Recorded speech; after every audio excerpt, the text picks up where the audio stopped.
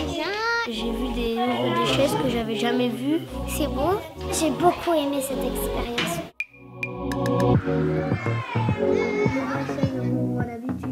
Ouais.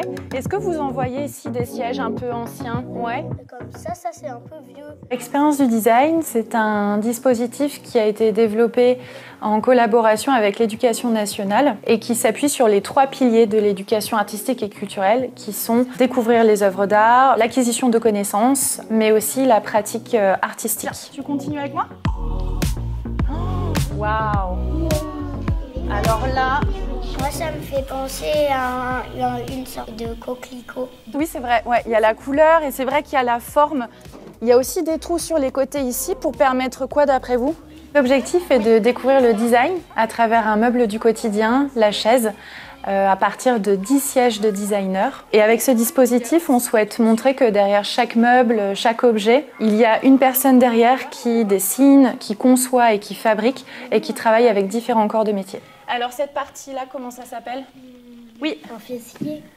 Alors c'est intéressant parce que c'est vrai que j'ai dit que le dos, c'est le dossier. Donc forcément ici, on pose son postérieur, ses fesses. Ça pourrait être le fessier. C'est pas le cas. Par contre, ça a un rapport avec s'asseoir et être assis. Il y a une première partie de découverte sensorielle à travers les housses. Les enfants sont amenés à toucher les différentes formes, à soulever le siège pour le découvrir. Et ensuite, chacun des groupes le présente à la classe. Ok. Un canard à bascule. Un canard à bascule.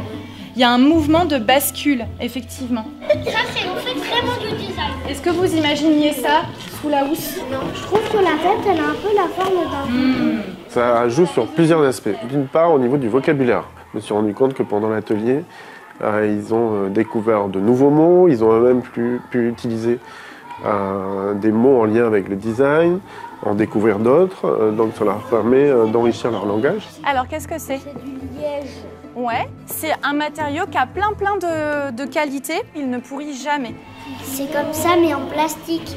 Et en fait, c'est plutôt des bandes verticales? C'est des bandes verticales, oui. Okay. Par ailleurs, ça leur permet de développer leur esprit créatif. Ils voient comment sont élaborés ces objets, comment ils peuvent eux-mêmes l'exploiter au travers des activités d'art plastique, par exemple, ou d'art visuel. Et qu'est-ce qui vous a mis la puce à l'oreille sur le fait que ce soit du métal? Quand j'ai touché ça...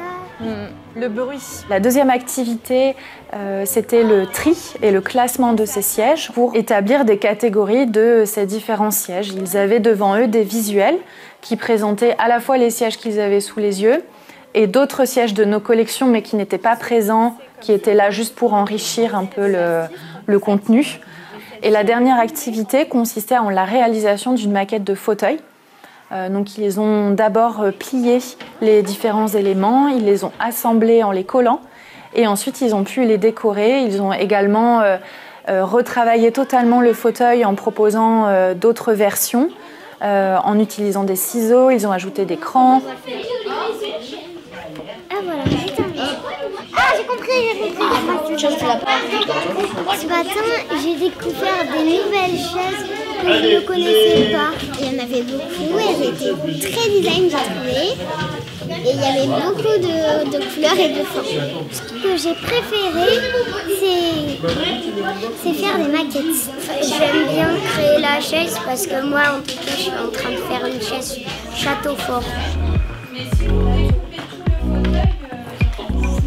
Les élèves étaient vraiment enthousiastes, ils ont été intéressés du début jusqu'à la fin. Je pense qu'on va pouvoir refaire l'expérience du maquettage, peut-être sur d'autres objets que des chaises, mais essayer de les faire imaginer en volume. Également, aller se renseigner sur les grands designers. On a parlé de Philippe Starck, je pense que c'est quelqu'un qui ne le connaissent pas pour la plupart.